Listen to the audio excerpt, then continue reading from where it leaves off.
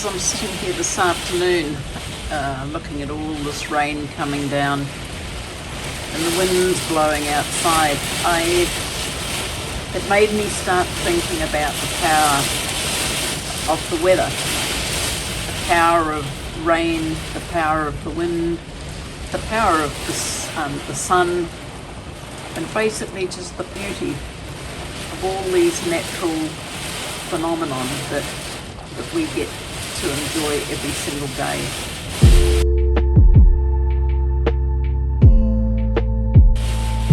I could actually sit here for hours and just watch the weather, watch the rain come down, listen to the wind. It really is quite satisfying. And it made me start thinking about all the other experiences that I've had with the weather and what I've enjoyed watching, what I've enjoyed over the years. And I guess it's made me think, well, I could just do a little bit of a talk on that.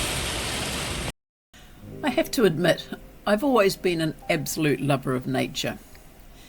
In particular, I could say all the aspects of the weather, from the rain to the snow, to the wind, and to the sunshine, and everything that the weather presents to us.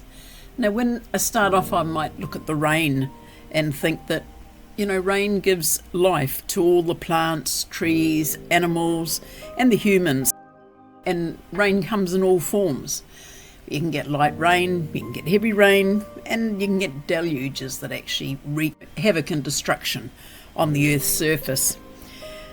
That can be from sort of localised flooding to pounding rivers, and that can wash away homes, townships, and it can cause landslides, which can redesign the landscape.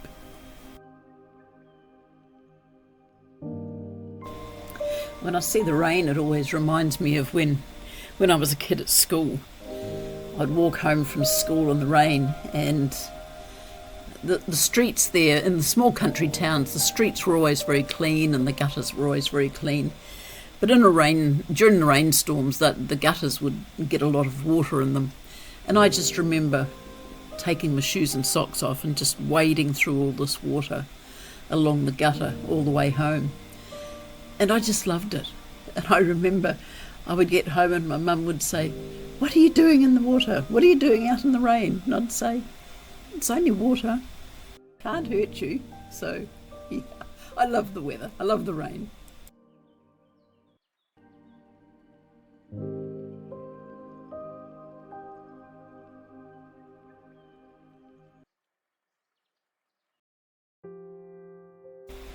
But anyway, as the temperature gets colder, that rain, the storm clouds will come over, and you can often find that rain will turn into hail.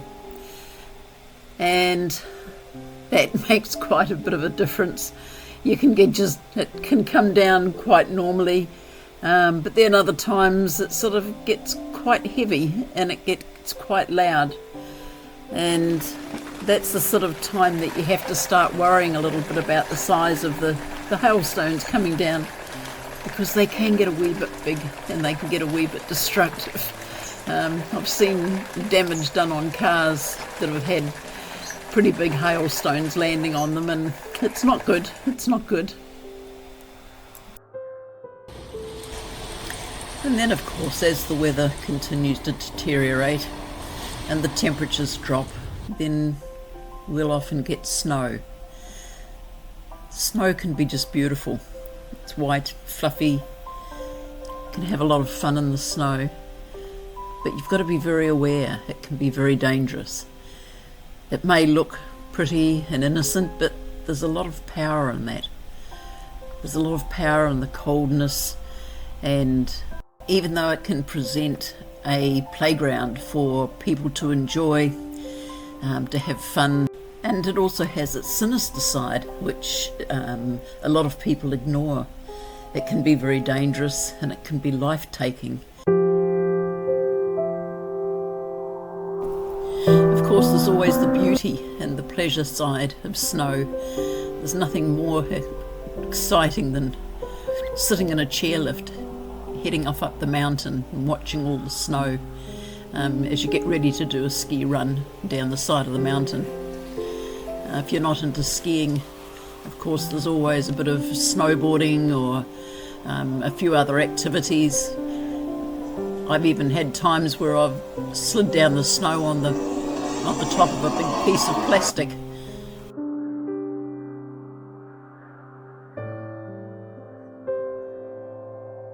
I do have to confess to actually building a few snowmen in my life as well.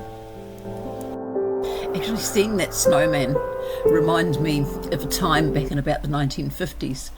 I remember we were travelling up through the North Island, and it was in the middle of winter, and we were going through the desert road, and I remember we had my grandmother in the car, which was Dad's mum, and I remember we stopped on the side of the road and we all got out and played in the snow, except Nana. She didn't get out the car, she was inside the car. So me being my usual naughty self, I thought she might like to see a bit of snow, so I grabbed a handful of it and took into the car and presented her with it. I don't know if I was flavour of the month that week. I think the thing that gives me most pleasure when I look at the snow is when I think about the habitats, the life source and the home that it provides to so many different animals and birds. It's just amazing how nature has provided an environment where animals and creatures have been able to adapt to live in them. Thing is too that most of these animals are all in the northern hemisphere. Yes, to the Arctic, and the Arctic is fairly close to land masses like Russia and Canada and areas like that where they have deer and all that sort of stuff, whereas the Antarctic is totally surrounded by water and there's no land mass that is close. And once you do get to a land mass, it's not generally covered in snow unless you get up into the highlands.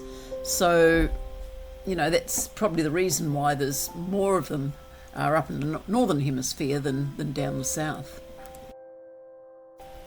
Of course, in the Antarctic, you do find a whole lot of these little guys. You can get the small ones. There's all different breeds of penguins, emperor penguins, yellow-eyed penguins. There is quite a few varieties, but yes, these are basically the only ones that you're going to get down in the Antarctic region. You do get other creatures like seals and whales and walrus. There are other birds and marine life, but there's not really any other mammals. It's pretty hard to try and sustain life when it's covered in snow 12 months of the year. But in addition to that, it's not only the animals that live there, there's also the ones that just like to play in the snow because they can. And these are the ones that capture your heart every time. So yeah, that's my little take on the snow side of things. I love snow, I love the nature, and I'll move on now to a bit of wind.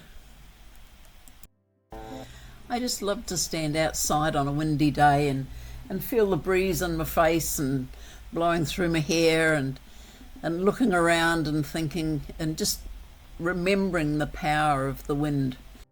But on these days where the wind is not very strong, we forget what actual strength that there is when the wind decides to unleash its power. And it's only then when we start seeing trees being blown over and branches being stripped off the trees, houses being ripped apart, roof tiles being flown into the air, that we start to actually realise and appreciate the force of nature behind wind. Following that, you know, when you go to the next extreme, you start looking at hurricanes and cyclones and the inevitable, of course, there's the tornado, which is sort of ever present these days. It seems to be more common than ever. However, in spite of all these downsides of the strength of the wind, we can't overlook the advantages that we have.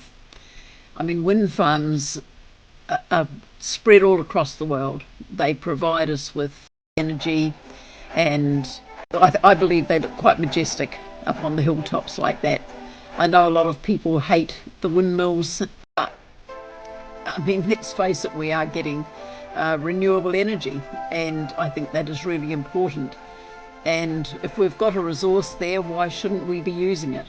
So I actually really enjoy when I see a landscape covered like this. I know people that do hate it, but it does have its advantages. And quite frankly, given the choice, I would rather see 50 of these on the horizon than see 50 of these.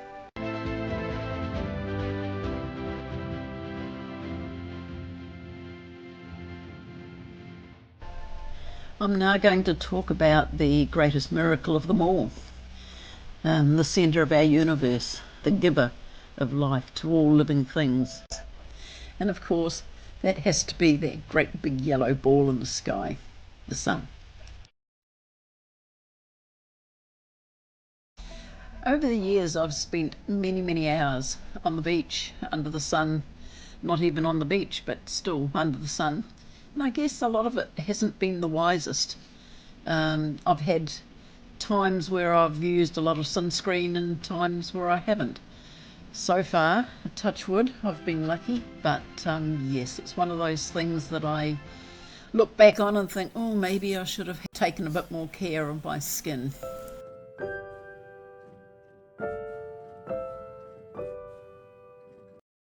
So as we move forward from the pleasure side of the sunshine, I guess we need to look now at the value of the strength of the sun.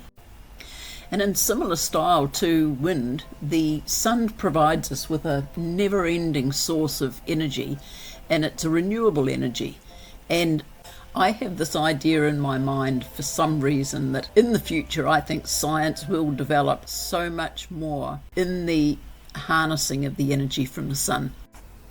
Now, just here as a final note, I want to just address the extremes and the danger of the sun, and that's fire. We see it in every summer across every continent, but one of the sad things is that so many of these fires are lit deliberately. I can't understand why anyone would have it in their mind that they want to cause so much destruction to the landscape and to our planet, and it's just something that's beyond my comprehension. Well, on that note, I'll bring to an end this discussion of mine about all the beauty and the power of all these natural elements that we have on this wonderful planet of ours. But as I finish off, I'd just like to acknowledge the power and the beauty of, like, the rain, the wind and the sun, and just to remind myself that at the end of the day, when you combine especially the wind and the rain and the sun, you get rainbows. Thanks for watching this video, and if you found it interesting, please like, share, comment, and if you'd like to subscribe, that would be great. Thanks very much.